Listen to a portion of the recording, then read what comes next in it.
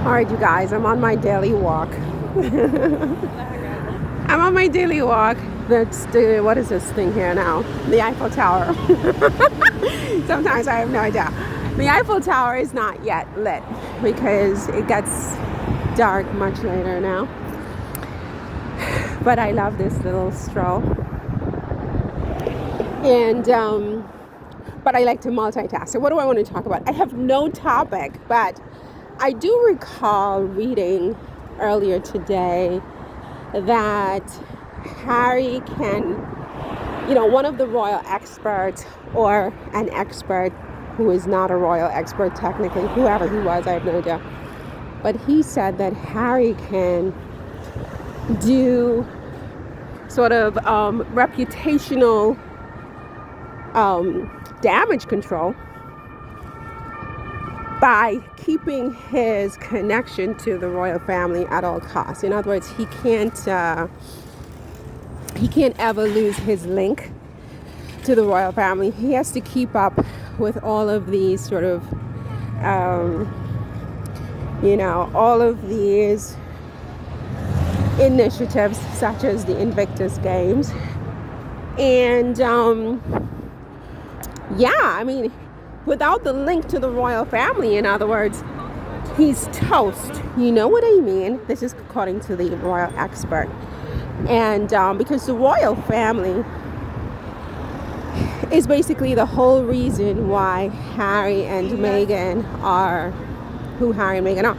Look, on a certain level, if you really break it down, Harry is Prince Harry. He's the son of the British monarch. And that matters. I mean, if Meghan had married another British guy who was just another British guy, nobody would care. That's true, right? No one would care. They care because she married a British guy with some cred, some gravitas, some whatever. And not just some gravitas, the ultimate gravitas. He comes from the British royal family. Of course, this is newsworthy. Not only did she marry him, whoever she was, it would have been newsworthy, even if she was British and white and Anglo-Saxon and all of that. But again, I always come back to this.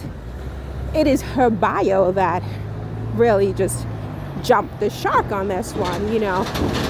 The 2 times divorced American. She's older than Harry by a couple of years. And for heaven's sakes, not only does her mother have dreadlocks, but her paternal side of the family is just a trash pile. I hate to say it. It's a trash pile. Right? It's a trash pile. Let's be honest. Let's call it as it is, right? So it's newsworthy. How do you go from this quadriplegic demon who, it's just, I've never seen anything like it. Bat Out of Hell doesn't even begin to cover it, to this seemingly perfectly turned out debutante. How do you do that? And so it's very, very newsworthy. Meghan is very, very newsworthy. She's fascinating, right? Someone like her just should not have been able to penetrate the British royal family. Let's just be honest. Let's step away for a second. She's not the traditional royal bride, period, right? So if they say that, well, it's because of Harry's status as a member of the royal family that people care. I think at the beginning that was true. I do believe that increasingly, as Harry has pulled away from the royal family with his wife to live in California, I don't think it's any longer the royal family connection that sort of spurs them on, that being the media. I think that Harry and Meghan have become breakout stars on their own, independent of the royal family. I think, okay, they call for Harry and Meghan's titles to be pulled, right? And Harry's counselor of state position to be adjusted and so on and so forth. I think, from my position is knock yourself out. Go right ahead. Pull the titles. Pull Harry's counselor of state. Take Harry out of the line of succession, right? You're still left with two people who are going to dominate the headlines, maybe even more. Because there was this one article I read, maybe yesterday as well, and it dates back about a year, where it was in the Guardian or one of those papers, and the writer basically said, look, I mean, if you pull the Duke and Duchess titles, what you're left with is Prince Harry and Princess Meghan, right? Which the Sussex Squad has already, explained years back, right? Years back, we already realized that.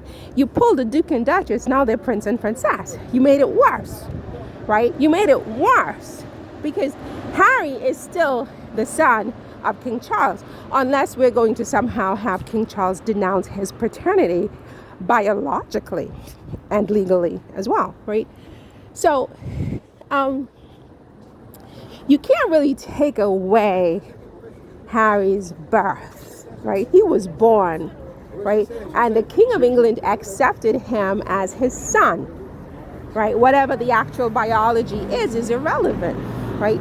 And I think Harry is his biological son. Harry has a lot of his father's traits, including his entrepreneurial bent, okay? But this is about Harry's reputation, and this idea that he needs to be, this light is great, he needs to be, connected to the royal family and keep his connection in order to, I guess, safeguard his cachet. I disagree with that. I think at the beginning, it was what it was about. Obviously, it was the novelty of the whole thing, of this biracial woman from America, divorcee, not twice divorced, she was divorced once, older than Harry, an actress, not even a movie star, but an actress who was able to snag the prince. Yes, at the beginning, it was all about that. I don't think it's about that now.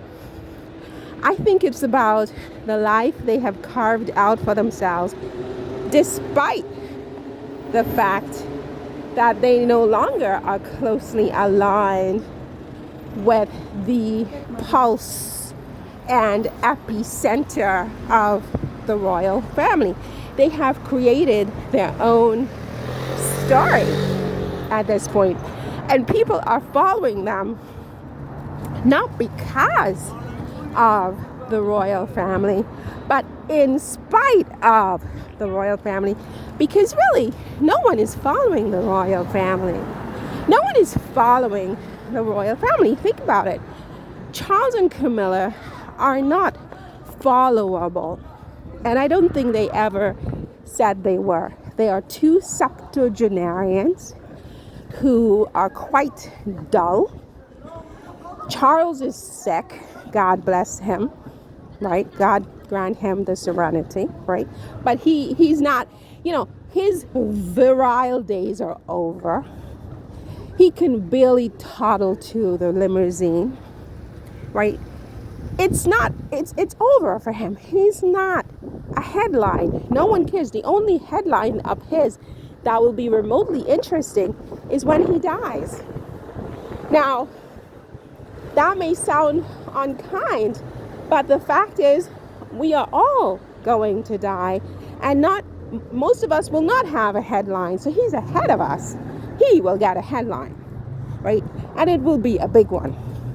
And that's it. That's the only thing right now that he could possibly do that is interesting to the press, right? Ditto for Camilla. Ditto for Camilla, unless she starts having an affair on Charles, the way Charles had an affair on Diana, and she starts wearing short skirts and tight tops. Nobody cares. People will tune in for the prurient, right? The pictures of her having an affair with a married man who is younger than Charles, with them in a boat sailing somewhere. That will be fascinating. Other than that, nobody cares about Camilla either, okay? Kate, ditto. They tried to embiggen her, but I mean, she's MIA. She's out of commission. There's no indication of when she's going to be back. And, look, the bottom line is, no matter how much they try, even the British media, cannot make cancer sexy. There's nothing sexy about it. There's nothing interesting. There's nothing captivating. There's nothing intriguing, right? And it's not like Kate and William are doing anything with that storyline, turning it into a positive where they're helping others similarly afflicted. That might be a storyline, but they're not even doing that, Who else is left? I mean, William? Please. Look, if William is having an affair, that might be interesting, but for all the wrong reasons, right? William swaying in public, again, interesting, but for all the wrong reasons. William cooking and cutting celery, not as interesting as Meghan making jam, clearly, right? So, look, the bottom line is the following. The idea that Harry needs the royal family to passion fruit to salvage his reputation is laughable. I think the royal family needs Harry to salvage their reputation, to make people care again about them and what they're doing.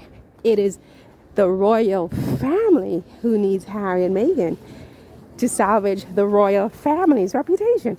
The irony of it all is almost too much to bear.